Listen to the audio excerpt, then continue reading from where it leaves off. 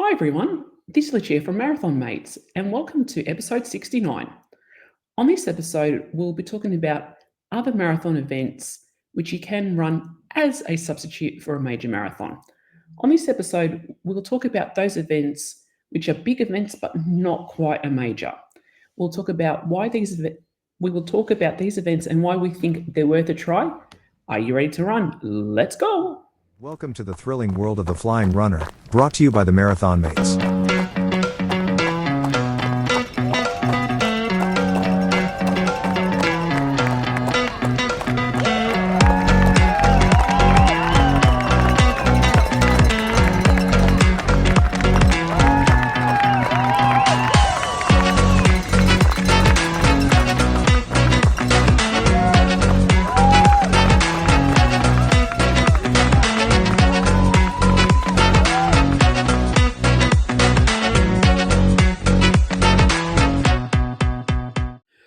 Everyone, and welcome to the Flying RuNR Podcast.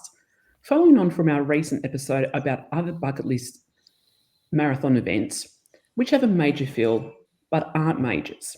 On this episode, we will share our thoughts and have some fun, and no doubt create a little bit of controversy. And before we dive into it, I'd like to welcome my marathon mates, Tony, Tara, and Tim. Hey guys, how are we going? Good, how are you, Lucia? I am awesome. We're pre-recording this for so many reasons, but it's probably because we just possibly couldn't get an episode out while we're traveling. So I'm smiling because I'm thinking about where the Ellises will be and potentially where the Curls will be. So I'm feeling great, Lucia. And I'll be at home while these guys are traveling around the world. But I think when this episode gets released, I think we'll be in Niagara Falls, Tara. So we would have done a big chunk of our trip. Chicago would have been a tick in the box. We'll have a nice shiny medal for that. We would have been down to Nashville and had a bit of fun in the country music capital. Probably drunk a few too many drinks in Nashville. Yeah. Been to Memphis, seen Graceland, and said g'day to Elvis. And then gone to Washington, and now probably at this time when this is released in Niagara Falls, getting ready for a half marathon. So as long as everything goes to plan. And it will. Now, I know some of you are probably thinking, well, if you guys are pre-recording this, what's going to happen to Tim's news? Don't worry. We know how much everyone enjoys it. We've got it covered. So, Tim, what's been happening?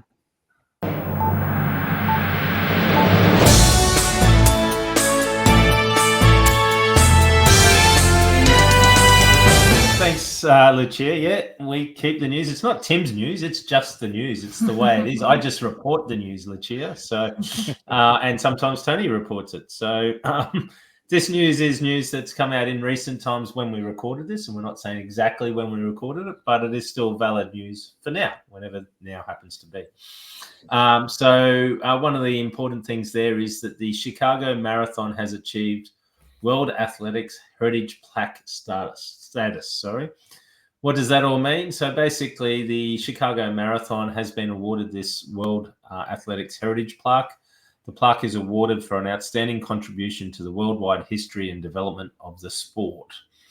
Since its founding, the Chicago Marathon has been about the participants who commit to running the marathon distance through the heart of Chicago and the community members and city agencies that come together. So as you all know, the first Chicago Marathon was hosted in when, Tara? 1977. Oh, well done. Good work. And initially there was about 4,200 runners there. And since then, it's grown into an event of more than 50,000 runners every year attending and more than 1.7 million spectators out there on the course every year. So in addition to that, the marathon in Chicago has raised more than $322 million for charity, which is why it's been recognised for this event, for this plaque achievement by World Athletics, which is pretty awesome. And I know when we were running it only about 2 weeks ago, before this episode, it was a fantastic run. Yeah, Tony, you might want to edit that depending on whether it was a fantastic run or we just scraped in and got the I think we just leave it there because Tim's looking into the future. So And look, you guys have both done it. You know it's good. And I have actually done the course on my treadmill as well through the iFit treadmill. And I know it's a good course. So I'm looking forward to doing it in real time. Now, 100%. just speaking on the marathon, have you guys seen some of the merch which has been released? What are your thoughts on the color? Well, I haven't seen the jacket yet, so that's my big thing, of course, because that's everybody's big thing. I don't actually care about colours or anything, so it doesn't faze me in any way, shape, or form, Luch. It's a shirt, like, do you know what I mean? Like, yeah. It will be special because Yep. we've earned it. We've been there. It's ours. We won't know any different. So for us, it is what it is, I guess. But this time when this episode drops, we'll probably be wearing it, so it'll be okay, and we'll be quite comfortable in it. Was it not any good, or should I know I'd be still going- buy it regardless. To me, like, this is like, I'm just a bit particular, as some of our listeners may or may not know. I'm not a big fan of white running shirts, and the participant shirt is white. Yes, Ooh. I did see that, and I did say to Tim, I think we get a white shirt, which, yeah, I'm not a fan of white shirts either, but look, it seems to be a common occurrence with the Gold Coast used to do it frequently, and Brisbane Marathon have got one, so yeah, it's all good. Yeah, it looks like the official merch. And I hadn't seen it, Lucia, so thank you for prompting. And I just got onto Google, and the official merch looks very purple. So, which is last year it was green. So there was a dark green, there was a very fluoro-y lime green, but this year it seems very purple. So I like it. I like it. It looks pretty cool. So, Is it like a purple, or is it like a mauvey purple? No. well, purple. remember the 2022 London finisher shirt? Yes. Yeah, Yep. it's purple. So, Yeah, it's a bit darker than that, I'd say. yeah. So I wear that maybe once or twice a year, that London purple shirt. Yeah. Okay. We'll have a look at it offline after this. Well, we'll actually have it in our hands at that point and we've seen it. So we'll see how we go. We'll wear it on the next episode after this one for you guys to see. Yeah. Yep. And you would have probably seen it in the lives that we've done on episode 68 before this one. So Yep. Anyway, go back to your news. All right, on the news. So I don't know, guys, did you see in the Paris Olympics a number of the runners wearing cool headbands? It Do you was, understand? yeah. Do you understand what they do? So And can I just say they did not look cool? no. So they're called an Omnius cooling headband, and Tony, your favorite, Safan Hassan, won it, and she won the gold medal. So maybe there's something in it. The makers of the headband claim that it provides a cooling effect, reducing athletes' perception of heat and therefore potentially improving their performance. So basically what each headband comprises of is 20 squares of graphite that sits on a silicon mesh headband, and it provides cooling by absorbent sweat. The irregular surfaces on the graphite create an increased surface area, which allows cooling to occur via air moving over the top of those surfaces. A bit like the Australians we used to have on the front of the vehicles, the little cooler bar bag the Hessian bag that you put out the front of your car and it would cool. Same sort of effect. So as you're running, the cool air blows over the top of those surfaces, creates a cooling effect on the individual. Now, I love a good scientific study, and now there is a scientific study out there understanding whether or not these bands actually do have a positive or a negative or a neutral impact on runners. So there's been a recent study by researchers out of Sherbrooke in Quebec in one of the universities there. And it's been published in the Journal of Thermal Biology, which would be an enthralling journal to read, I would imagine. But the researchers have tested 10 male athletes, performed trials, 2 different trials, one wearing the Omnius headband and another with a sham or a different sort of a headband, placebo type headband. They've placed the 10 male athletes under sweltering conditions, and they were meant to do 70 minutes at sub-maximal run, which is at less than 80% of maximum heart rate, followed by a 5K time trial at maximum effort. So fair old test that they've done on it. The researchers were tracking several measures, including heart rate, body temperature, and how hot the athletes reported feeling.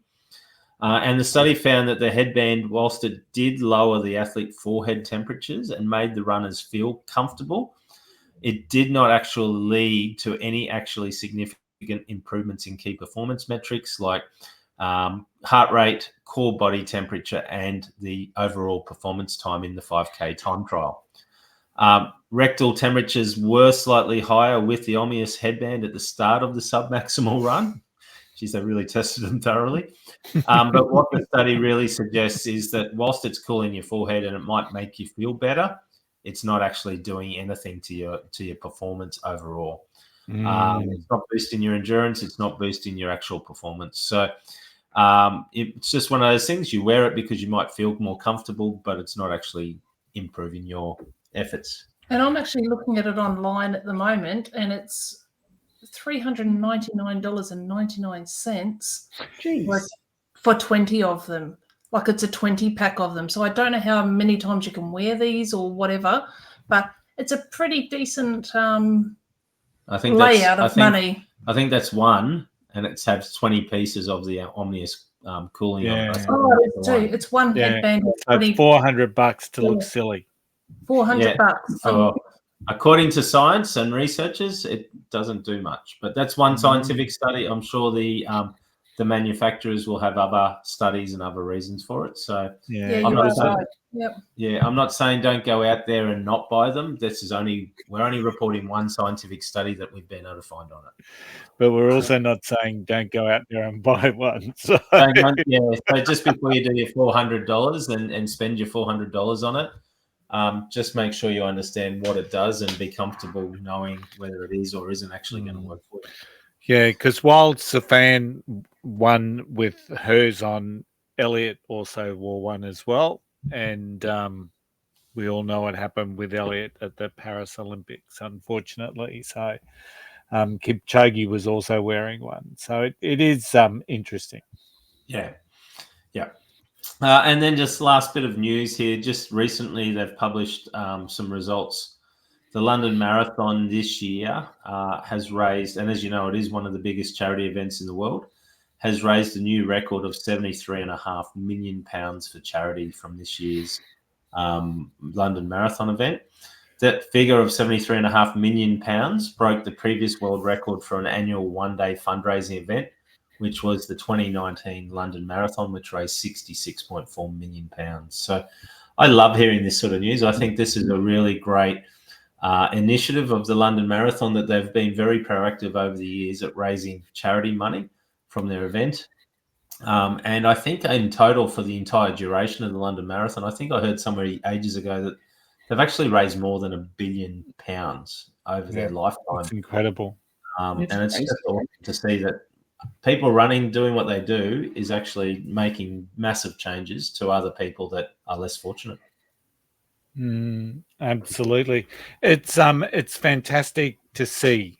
And, we've heard Chicago's raising funds. We hear the amount that London gets in. And I guess, Luch, I'll just sort of prelude what we're going to do, if that's okay. You go for it. So what everyone's seeing in the world of running is that it's increasingly difficult to get into world majors, right? We see a lot of people in Facebook groups, they're stuck on 5 stars and they can't get into whether it's Tokyo, Boston, etc., etc. It is just increasingly difficult. All of the majors either have a ballot, or in Boston's case, you've got to hit a qualifying time. And it's either really challenging to get in via a ballot. I've heard stories that people have been in the London ballot, for example, for 13 years and still haven't won a place. And then you can choose to do it via a sports marathon group, which is what we do, a travel company. And then even so, that's becoming even more expensive. So they've, in a lot of cases, because majors are really becoming money-making entities of themselves, companies like the ones that we've used before in Traveling Fit are seeing their quotas drop, and then they're having to bid for more spaces at a higher amount. So, and of course, those increased costs then go across the whole package. So people are saying, why is it so expensive? And it's potentially because the £180 that it might cost you to register for London, it actually cost a company like a sports travel company $1,000 to get that one guaranteed spot. So you either go into a ballot where you've got like a 1 in 3,000 chance to get 1 in. in 811,000 for London. Yeah, 811,000 people in London for 20,000 spots.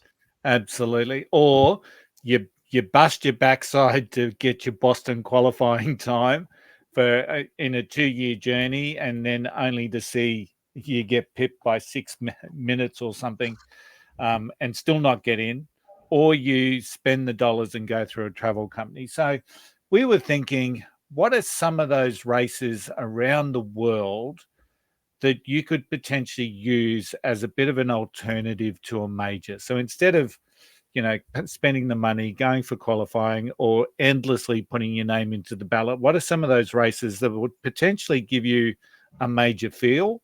You're running with a big crowd, etc., etc. It's a decent city. It's a travel. And what would they be like? So we've all done our research, haven't we? I have. But just before we go on to that, I'm curious to know from you guys, what do you think makes a major? Like, does it need to be easy access in terms of airports? Does it need to have certain landmarks that you run through during the race? So curious to hear from you all. Might start with Tara. What do you think makes a major? I would have to think a major marathon would be held in a city that actually has something to show for it, and they want to show off that city. But they would also need to have really good accommodation facilities around them. So things like the Patagonia Marathon would make an amazing major, but they don't have the facilities to accommodate that amount of people. They don't have the airports to bring those people in as well. So that's something that you might, to me, would be one of those things that would make a major. And also the crowd support is very important. So like we talked about it last week or a couple of weeks ago with Sydney, not having that crowd support, and thinking about how we could increase that crowd support for Sydney, like giving free transport for the day for everybody, not just race participants. That sort of thing would, you have to have the crowds for a major. You have to have that crowds to bring up the runners, I guess, don't you? Agree. And Tim, your thoughts? Yeah, I agree. It's got to be a world city. I think on the accommodation, it's got to be a range of accommodation options too, so to accommodate for multiple budgets. So from cheap backpacker type accommodation, motel type accommodation, right up to 5-star, because of the various budgets that people have. I think also I like the history of some of these events, and knowing that Berlin a couple of weeks ago when it was on was its 50th year of the Berlin Marathon. Chicago's been going since the 1970s. New York's been going since the 1970s. So having that history, Boston's got it as the oldest marathon in the world. Those iconic sites, they're landmarks. London's got a Tower Bridge to run over. New York is the 5 boroughs. Tokyo, you run through the iconic parts of the city. Sydney, you got the Harbour Bridge if it becomes a major. I think it's got to have something special from a landmark point of view. Berlin has the Brandenburg Gate. So you got to have a bit of that. I think also, it's got to have an international airport in that city. You don't want to be flying into a major hub somewhere and then jumping on a train or a bus to go somewhere else. And I guess that is one of the difficulties out of all the 6 current majors, is Berlin has an international airport, but very few direct flights actually fly direct in there. So you generally have to go via Frankfurt or somewhere else to be able to get your way into Berlin. It's not as easy to get into on your international flights. So, Yeah, I think they're the key things. Big crowds, big runners, a large amount of runners running there as well. And they've got, I think with those large runners and large running crowds, there's a general feel of excitement amongst the runners in the lead up to it. And you talked about that with Sydney a couple of weeks ago as well. Excellent. Tony, your thoughts? Yeah, I think in my case, I'm just going to support everything that Tim and Tara have talked through. It's the majors as they sit now are, in my eyes, the pinnacle of wanting to run a marathon, or doing any of the major international marathons. The majors sit above, and so they should. Storied, they've got history. Probably the only one that's got a lesser history is that Tokyo one. They've all that Tokyo one, Tokyo. But because you then look at, they're all unique. They've all got a different concept in so many ways. They all cater, and they've all got their own story. And I would agree. I'd love to see Sydney become a major, but I don't necessarily want to see too many more added to the pile, because it's like I know you guys probably aren't the greatest rugby league fans, but in rugby league, there's the Immortals concept, and it started with 5 players, and now we're up to like 13 or 14, and it's becoming a bit. To me, I think we're losing. We're losing the integrity of the award, and potentially, if you get to 8, 9, 10, 11 majors, I mean, will they be as sought after? I don't know. So I think they've got to be really careful. Sydney would be awesome. I'm happy to support Cape Town because that represents the African continent. But by the same token, I think that's where it should probably then stay. So I think it needs a story, it needs a history, it needs everything that we've talked about: accommodation, airport, travel, and you want lots of people to say, I want to run it. That's what makes a major. The other thing, just while you're talking, I was thinking about it, is the other thing I really like about the majors is that they are all organised by different organising committees. So they are not sterile events. So the way they put on the event in London is very different than how they put the event on in Tokyo. And it's very different than how the event is put on in Boston or Berlin. And presumably it's very different than Chicago and New York as well. So one of those special little things is every one of those events is slightly different and set up differently. They have different signage. It's not sterile. They're not the same. I would hate it if all of a sudden, like we've got Abbott's over the top, but if all of a sudden Abbott said, no, we're going to mandate every event has to look and feel the same. It has to be organised by the same people. It would get horrible. I like the fact that they're different. Yeah. I know last year after the New York Marathon, they had all the race directors from all the majors in New York, and everyone spoke about how that is so powerful, the final finishes program in New York, where some of the elites come back and they welcome in the final runners, and fundamentally there's no cutoff time, as we know, well, almost no cutoff time in New York. And it's such a powerful emotional thing that so many runners participate in, then just to go back and welcome in the final runners.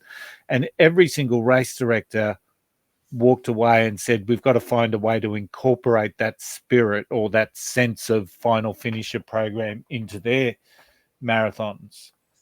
But I can't see it happening because you just can't do it. This is New York. It's something that's unique. Tokyo's got a cutoff, Berlin's got a cutoff, except for this year. So they've all got their own unique cutoffs, and I can't necessarily see Boston, for example, keeping their streets open to welcome in runners that have gone longer than 12 hours. If they did, you might have some of the elites throwing things at them as they come down Ballston Street. I don't know, but it's that concept, it's that spirit that London has that no other marathon has. And you would hate to see that mandated, because I think it'd be tokenistic at best. So I think Sydney, good point. I think Sydney tried to do it this year because the last finisher. So So in Sydney, they've got the 7-hour sweepers, and then what we call our friend Stephen, he's the good sweeper, as we called him. And then there's another guy behind Stephen as the last sweeper. And when he was coming in with the last finisher, a lot of the Sydney Marathon staffers were actually there kind of doing like a tunnel and just clapping him in. Yeah. So I think Sydney did try to do something similar to that, but yet they still had the cutoffs. Yeah, yeah. And that's going to be a culture that's built in Sydney, no doubt. So this has started with the candidacy race, and it's going to continue on, no doubt. Sydney have done that because they want to make that final finisher feel welcome. But it's still a 7-hour cutoff, isn't it? So it's not like New York. Now, kind of to spice it up a bit, if we could make our own rules, what would we want to establish a world major if we could make up the rules? So whether would we limit to one race per country or one race per continent? Would they have to be spread out over an even period of the year, so not have them bunched up, kind of like Chicago and New York in a sense? So if we could make the 6-hour way, or 7 with Sydney, hopefully, what rules would we put in place? Tony? I'm not that creative. In all honesty, I think I would like to see it be open to more people. So I know that, and this is going to be very controversial, but there's people that run Boston or Chicago or New York or Tokyo or London or Berlin. They run it every year. And then when they don't get a spot, they get very, very upset. They're like, well, I've run it for the last 12 years and I'm entitled to a spot this year. I think sometimes those back-to-back things with majors where you've got so many people wanting an entry, maybe share the love with other people.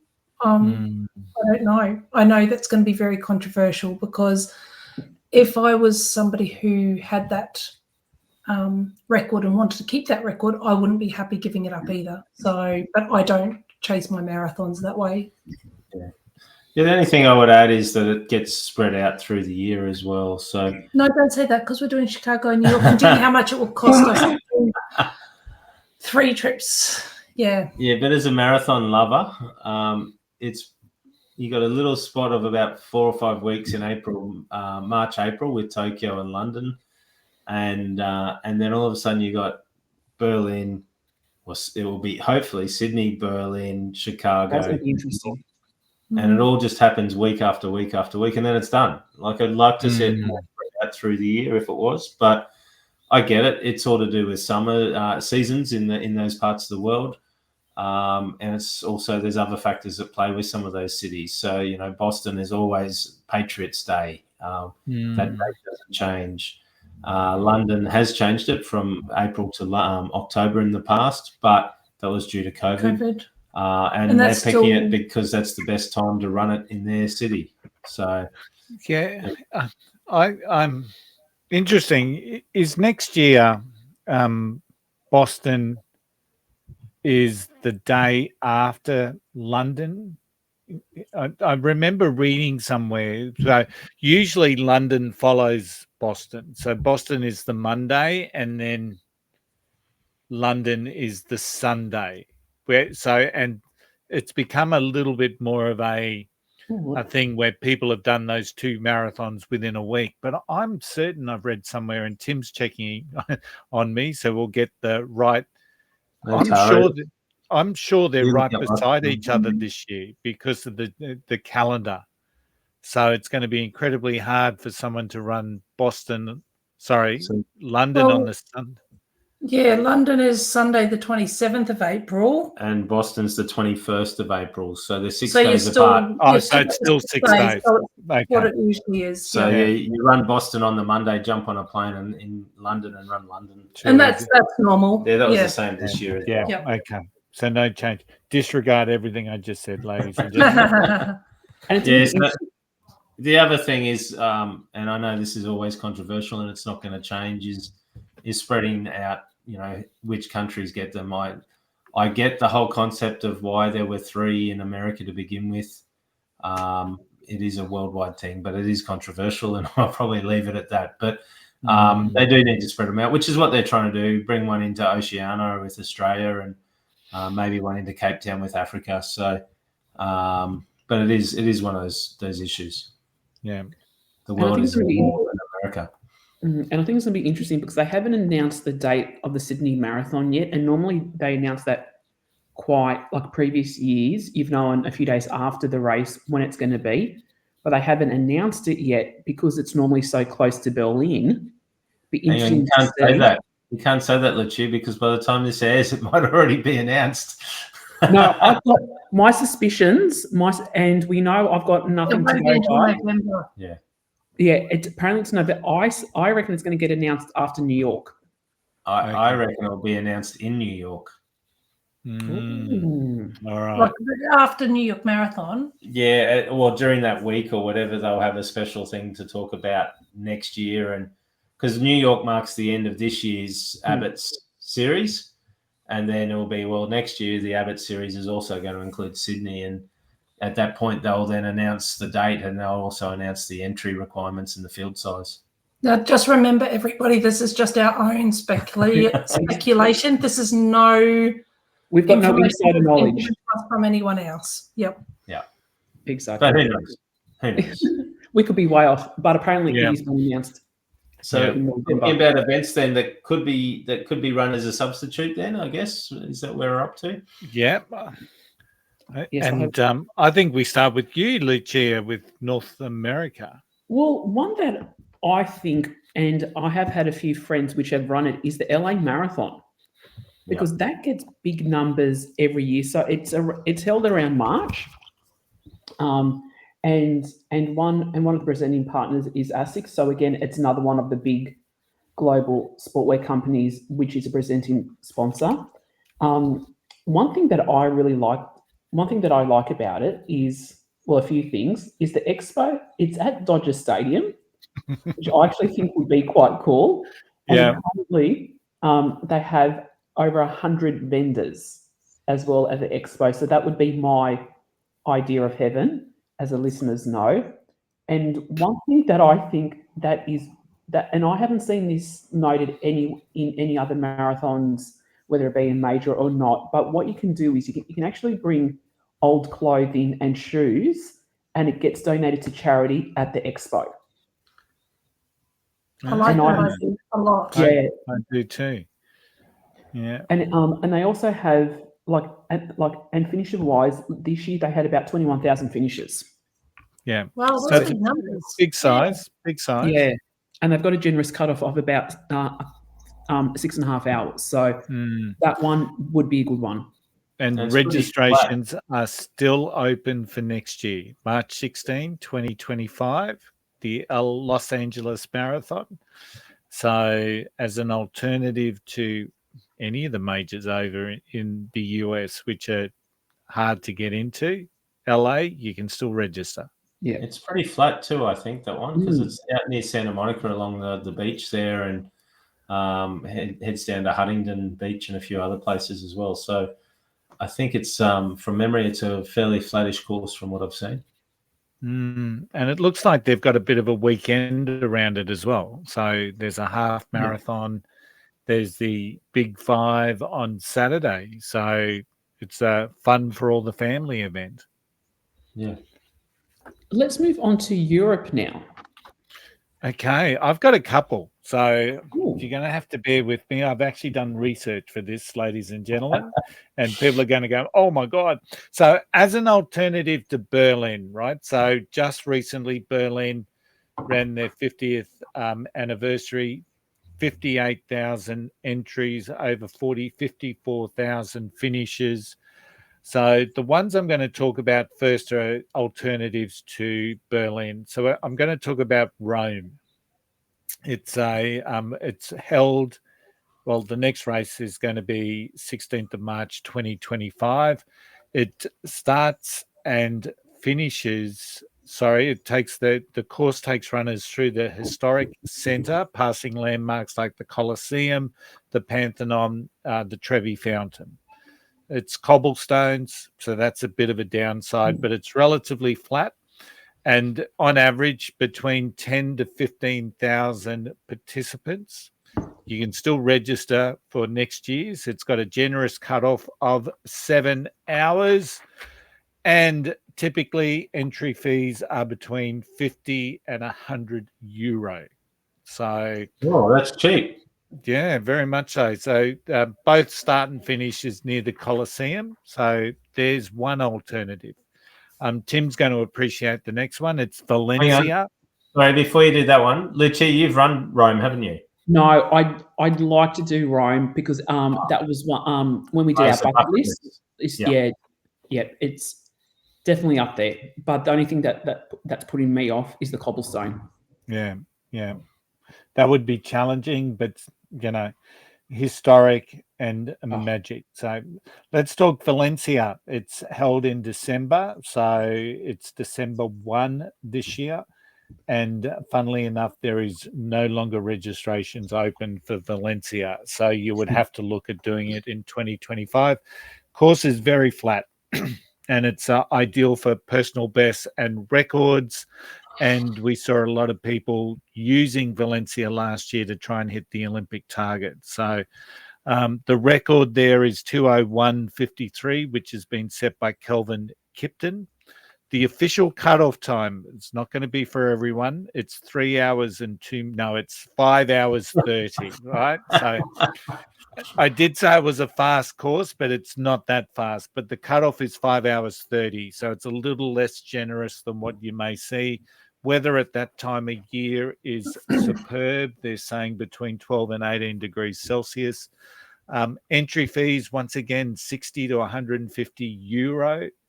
So, yeah, and it's a World Athletics Platinum Label marathon. So it's renowned for being one of the fast courses, and I think 33,000 people last year. So it's sub 3 hour times. I think you had to be in the top 4,000 or 5,000 runners if you went sub 3 hours. So pretty quick. Yeah. So the last one that's an alternative to Berlin is the Paris Marathon, and it's one of the largest, most prestigious marathons in the world. It's up for the next year, 13th of April, 2025, and registrations are still open, right? There's no ballot, you just register. The course is scenic. It passes by, once again, a lot of famous landmarks, the Eiffel Tower, Arch de Triomphe. I can't speak really well with French, but, relatively flat course, one of the largest ones with over 50,000 participants. And from last year, they had over 140 countries represented. Men's record there is 2:05:04. The race has a very generous cutoff of 6 hours compared with Valencia, that is, of course. Typically, temps of about 10 to 15 degrees Celsius, and the entry fees €100 to €130. So it's got a World Athletics Elite label, and the marathon starts on the Avenue de Triomphe, whatever, and finishes near the Arc de Triomphe. So lots of crowd support. So they're the three ones that I would consider great alternatives if you can't get into Berlin. Paris Sorry, Jane. I was going to say Paris was my first marathon back in 2015, and I can say that the cutoff time was more generous than 6 hours, because I think I came in at 6 hours 40, but they were packing up stuff as we got as we were getting towards the end. But that's good to hear. That's good to hear. I love a race that's a bit flexible on cutoff times. All right, so quickly, I'm just going to go to London as an alternative. And this one is very interesting. The Manchester Marathon is actually held on the same day next year as the London Marathon, which is April 27. The final release of places happens later on this year, but they've already got 33,000 people signed up to the Manchester Marathon, which, considering, I think, 2 or 3 years ago, they had 15,000 running, which was decent enough at the time. One of the flattest in the UK. It's kicks off, I believe, at Old Trafford and finishes at Old Trafford, the amazing cricket and soccer ground that it is. Cut-off time is 6 hours and 30 minutes, and it is, once again, average temperatures between 8 and 10 to 12 degrees Celsius, so really cool weather. And it's going to cost you between 69 and 79 pounds to enter. So Again, cheap. cheap. Yeah. And then I've got another two just for London, Brighton Marathon. Now, okay, Brighton Marathon probably doesn't have the prestige as what a major would, but you're still going to have between 10 and 12,000 people running with you. It's April 16, 2025. Still, registrations are still open on that particular course. The entry fee is between 65 and 85 pounds. The official cutoff time is 6 hours 30, and the route firmly passes landmarks like the Brighton Pavilion, the Brighton Pier, and the Royal Pavilion before finishing along the iconic Brighton seafront. So it's part of a weekend. Once again, a lot of these marathons have weekends involved. So you got mini mile races and a 10K event. And the last one is in Scotland, and it's the Edinburgh Marathon. 25th of May next year. Registrations are still open. The course is known for its downhill start and overall decline, with only minor elevation changes, making it one of the fastest marathon courses in the UK. And you can run Boston qualifying on this particular course, even though it would appear to be a mainly downhill course. The official cutoff is 6 hours 30. Once again, 10 to 15 degrees. It sounds perfect to run, to be honest. The marathon starts in the heart of Edinburgh and moves out towards the coast, passing through picturesque countryside and seaside towns like Musselburgh and Port Seton, before finishing in the East Lothian town of Musselburgh. So there we go. They're the three that I would say, if you can't get into Berlin or Boston, there's 6 marathons there that are going to give you a bit of a feel of a major, but they aren't a major. And side note about Brighton. Brighton is now arranged by the same organising committee as London. Yes. So, yeah, it'll be interesting to see how big it grows, how big Brighton grows. And I know this year when people were putting in for the ballot for London, they were offered the chance to register for Brighton, and then if they got accepted into London, they would get a refund on Brighton. So obviously a little bit of cross-marketing there. So excellent. Now let's switch continents. So I'm going to hand it over to our South American expert, Tim.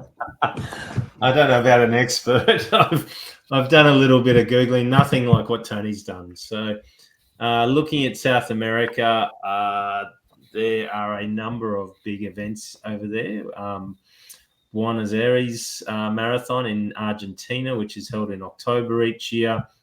That's been going since 1984. You've got Rio de Janeiro Marathon, which is in Brazil. That's held in June each year and started in 1979.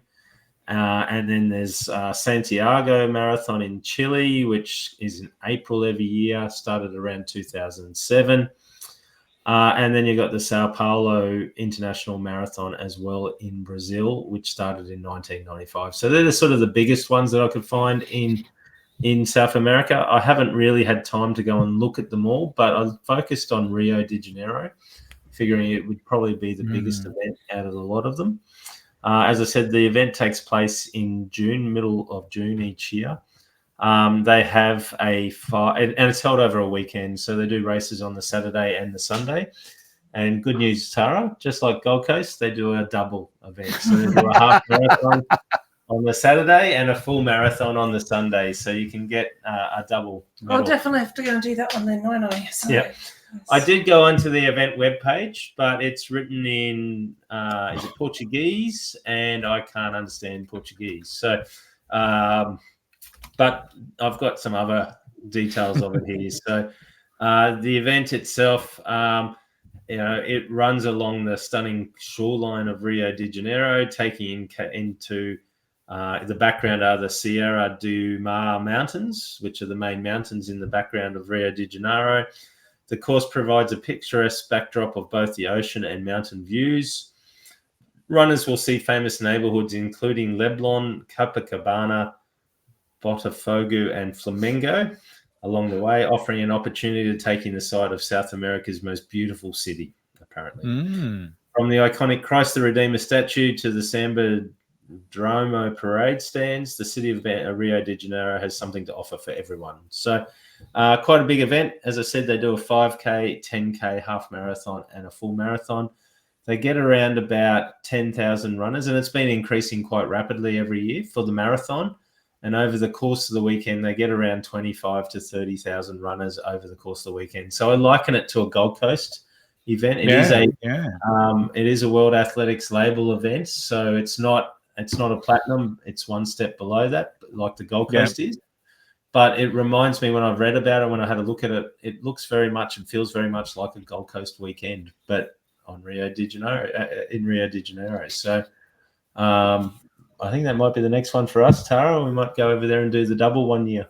Sounds like a good plan. I'm always up for a double. So I couldn't tell you how much it costs because I couldn't read the Portuguese, and no doubt it's in local currency, but I'm sure it's not too expensive. And basically all the information I've got is from travel agents and travel providers who do that. So we're going to have to learn Portuguese before we go over. To be able to understand the website, to be able to register for the event. Right. Unless I can get Google Translate working, but it gets hard when I'm reading it off my phone and I've got Google Translate on my phone and they don't line up. So. But yeah, it looks like a good event. Looks like one to probably put on the bucket list at some stage. So yeah, absolutely. I recommend in South America. If not, Buenos Aires, Santiago, or some of the others in there as well. Sounds good. What about Africa, Tara? Because I know you're a fan of wanting to do Africa one day. Yeah, absolutely. Look, I know this is controversial because Cape Town is actually in there as a major to be candidate, but I've been to Cape Town myself, and it's actually a really, really beautiful city. So I'm going to go for Cape Town as my thing to talk about. It's actually it's not a flat course by any means. It's, I think, what did I say that it was going to be? It was 380 meters of ascending climb for it, and it's really, really nice because you've got uninterrupted views of Table Mountain, which, if anyone knows Cape Town, Table Mountain's this great big mountain that sits in the background of Cape Town. And when the clouds come over it, it's like a table, and then your clouds come down like a tablecloth. It's actually really, really lovely. But because it's right beside the sea as well, you get to run past the sea as well. So it's really, really pretty. And because it is going to be a World Athletics Gold Label Marathon, because of the whole candidacy thing, look, that would be my pick for the African ones. There is lots of other ones there. However, to get the safety that you need, I probably wouldn't be recommending Johannesburg in any way, shape or form. But Cape Town's got a good secure area where you can actually come into. There's lots of different accommodation that you can choose from, and there's an international airport as well. It's a fairly safe city for an African country. So that would be my pick of it. I think it's I'd like to see them, if, as Tony said, we don't want thousands of majors, but if we're going for a 7th and an 8th, I really like the idea of Cape Town. Yeah. Yeah, I don't think there's a lot more in Africa, really, is there? When I've looked at some of the African events, they're not run on pavement. A lot of them, they're run on dirt roads. They get smaller crowds. They don't have the big towns and the big cities to support them. There are some other ones like Big Five is it? Big Five I looked at, and I'd love to do that one, but it wouldn't be classed as a big event because you can't have the accommodation for the people. Yeah, we did the half marathon on the treadmill at Kilimanjaro. And it's a great event, but it is dirt running. It is a small area that they're running it in. I've looked at Victoria Falls for their marathon that they do. It's a good event, but again, not a big event. So I think if you're looking at Africa, it really is only Cape Town, really, isn't it? Well, yeah, it's also the civil unrest and stuff like that, you know, for safety of runners looked into. And, I think Cape Town would probably be the most secure as well for that point of view. And it only recently sold out. Am I correct? Yeah, so it is sold out because it is getting run on the 19th and the 20th of October. So on the 19th, they've got a 10K race. And then on the 20th of October, they've got the marathon. So that's sold out for this year. However, for next year, it will be open again. It's like Sydney hasn't released the dates or the opening time yet, but I would assume that if they're going for that major, you would probably be quite easily able to get a spot if you registered fast enough for it. Yeah. So it's still a registered marathon event. You don't have to go into ballots, but I'd imagine once they become a major, that may change. So, and obviously this year has sold out, but that's coming up in a couple of weeks. This year's been run and done. Oh, yeah, okay, yeah. When you guys listen to it, it would have been run and done. So, yes. And then bringing it a bit closer to home, Asia. Now, I've gone a bit controversial with my one. I've gone for the Nagoya Women's Marathon. Oh wow, yeah. So as the name mentions, it is just for women. So that one's held, in March. New Balance is the apparel sponsor for that one. But like Tokyo, it does have various cutoff points, which for me puts me off some races. But the reason why I like this one, because up until recently, well, they don't give out medals. So up until recently, when you cross the finish line, you actually got a Tiffany pendant that was given to you by a guy in a tuxedo. So what they've done for one of the reasons why I wanted to do it. So what they're doing next year is, instead of Tiffany pendants, because without going too much into it, Tiffany, they've moved away from doing stuff like that. It's, you get a tumbler, a Barracrat, hopefully I've pronounced the name right. It's a company that's 260 years old, and it's like a glass tumbler type thing. They aren't cheap. So I like the concept of a women's only marathon. What sort of crowds do they get, Luch? You think I would have looked that up, but I want to say about 11,000, but don't quote me on it. I'm just seeing a report here. They had 21,915 runners in 2018, and they've got a 7-hour cutoff. Yeah, which is wow. The one thing that I thought is a bit weird, but this could just be me, is that the expo is only 2 days, whereas most of the majors, it's at least 3 days because the last thing. Do you not remember the Tokyo Expo? Do you really want more than 2 days of that? Tokyo, it's a different kettle of fish. Like, I think that's just out of my mind now. That ASICS queue. I reckon we were in there for about what, three and a half hours. It's a bit like childbirth. You just go to the next major and just forget about the one before that. It was a long day. We were not giving up our spot in that queue. So I've chosen that one.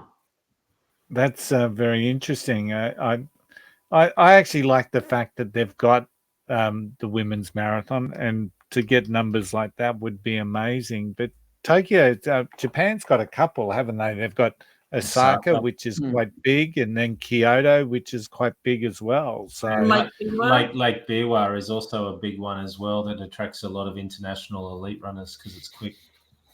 Yeah. And then you can run around. There's the Mount Fuji Marathon, I think, over there as well. So there's a couple of really good choices. Japan's a running country. They love their marathon running. Big time. Yeah. Now, just to have some fun, if you could choose any Australian race to be a major, which one, excluding Sydney, because let's face it, Sydney will be the 7th major. And any Australian race If it could be major, why? I like the idea of doing Outback Marathon, to be entirely honest. I told you that a little while. Oh, sorry. All right, I'll change one. No, Okay, you do it. I want to do Outback. Outback would be an amazing one because it showcases Australia, like the true Australia, the way that overseas people picture it. Does that make sense? Like, Yeah. this is how we picture the Outback of Australia. So you have Gold Coast for your beachy one, and Outback is your It just showcases everything about Australia. That's all. You would be limited by the accommodation. But I agree. And that's what I said to Tara the other day. I would love it if that was to become Australia's major. But logistically, it's probably not possible. But it would be awesome. Yeah, I'd actually say Gold Coast. I love the Outback Marathon. And I love Sydney, and let's face it, Sydney should be the next major. I've run Melbourne. I didn't mind Melbourne as a marathon. I think it's quite painful coming towards the MCG and having to do all the hills around. Is it the Botanic Gardens there? Didn't like that at all. But I think the one that gives you the best vibe is the Gold Coast. Absolutely, 100%. Yep. And so if we did have the power to wave our magic Flying RuNR wands and say, let's make one a major, I'd love it to be the Gold Coast. Well, Gold Coast is good because it does have a whole weekend of events. So it starts from the Thursday with your expo opening. Your expo goes for 3 days, as you say there, Lucia. That's what you want. The first races start on the Saturday with the half marathon at 6 o'clock, and then your 5K at 9:30, I think it is, or 10:30. And then you have the Sunday, you have your full marathon at 6 o'clock, and then your 7 o'clock for your 10Ks. It's a Saturday, you also have your 2K and your 4K for the kids. There's so much to do. It's a whole family event. There's so much accommodation down the Gold Coast. And the weather is always pretty good down there. You're at the beach. What more is there to say? I would the only thing that I would probably, even though I've never run Melbourne, but the bit that I love about the Melbourne race in October, which by the time this episode drops, I would have done the half marathon, is you finish with the loop of inside the MCG. And to me, that's where I always get my second wind. And to see you, like when you come into the G, you can see yourself on the big screen. I just love it. So to me, I'd say Melbourne, but even though I've never run Melbourne Marathon, sometimes I know it's weird. It's weird.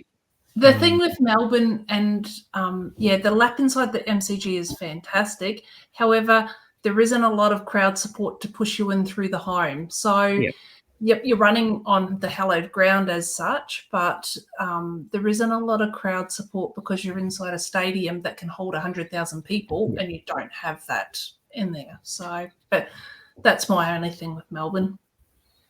And the other thing with Melbourne is, like, I know I've just said it should be a major, but yet we know I say things a bit, how you going? If you don't make a certain cutoff point, the marathon, and I can't remember at what distance it is, they actually take you off course and you've got to do the loop. And I think it's about 6 or 8 loops, and that would put me off, which is why I would never do Melbourne Marathon. I'd be, we've done that. We the cutoff is just after you've done the out and back at St Kilda Beach, and we were 3 minutes off. So they send you back, which is interesting because your timing markers are still the same. So as we're coming back, our kids are following us on the tracking app, and we're coming past the 35K one, and we're like 3 hours in or something, and we get this message from Taylor and say, "You guys are killing it! Well done!" And then they couldn't understand why all of a sudden at the foot of MCG we start doing loops down Punt Road, and that's not a pleasant experience. So that would put me off. Well, guys, it's definitely been a fascinating chat to see what we all think, what is an alternative to major, and what rules we would put in behind our major. So it's coming to that time of the day in which we're wrapping up the show. But before we finish up, Tim, what's your tip for this week? Thanks, Lucia. I've had a lot of fun too, talking about all these different events. And what I've heard others talk about when they finish the 6 stars, and thankfully Tara and I are almost there, but not quite, is that there's always a period afterwards where you've achieved your goal and you're in a bit of a lull. So what I love out of tonight is it's giving people another alternative to running other big events. To avoid some of that lull that you might have, or feeling a bit of the blues, I guess, that you might have after you finished your goal and achieving something that's taken many years to achieve, gives you an opportunity now to create your own sort of personal mini majors, I guess, challenge, and to go out and challenge yourself to run some of these different ones around the world and get some other experiences and see some other places. So I've really enjoyed the chat tonight. I think from my point of view, if you do are looking for something to do beyond the 6 majors, this is probably a good way to look at it and to look for those events that give you the same sort of a buzz but aren't a major. So yeah, maybe that's the good thing for it. Excellent. So the episode's about to come to an end, but again, just before it does, Tony, what's on the plan for next week? Thanks, Lucia. On next week's show, we're packing the bags and we're heading off to the Big Apple. Sorry, you're not, but no. Sharon and I are. Wish you were coming, Lucia. It would have been awesome to have been there with you. But we're going to catch up with Tara and Tim, of course, who have already done Chicago and Niagara Falls. And on next week's show, Lucia, it will be just me and you reminiscing about New York, whilst also I might talk a little bit of a strategy. And as our listeners know, usually I don't have too much of a strategy. It's all about getting to that finish line. And as Tara says, finish lines, not finish times. And that's what New York's going to be for us. It's going to be a bit of a smile and an enjoy and a reminisce. And we're going to have a little bit of fun, as I'm sure many will. So we can't wait to get there and to experience another major. We're going to see our names on the 6-star board for the first time. And, of course, we're going to be there when Tim and Tara pick up their 6-star. So it's going to be an amazing journey, and I can't wait to talk about it. So, excellent. Thanks, Tony. Well, that wraps up our episode for tonight. I'd like to thank my marathon mates for joining me tonight. It's been a little surreal talking about, it's been a little surreal that by the time this episode actually drops, Tim and Tara would have completed the Chicago Marathon and running in Niagara. So, guys, as per usual, it's been a lot of fun, and we always do this for our listeners. We love hearing your feedback, so please like the episode wherever you're listening to it, and leave some comments or send us a message via our socials, Instagram, Facebook, Messenger, and don't forget the email address, which is happyrunning@flyingrunner.com. As usual, video of this episode will be available at Spotify, YouTube, and audio will be on Apple and Amazon and most other popular podcast platforms. Remember, every step forward is a victory. Lace up, hit the road, and we'll catch you on the next episode of the Flying RuNR. Until then, happy running. Happy running.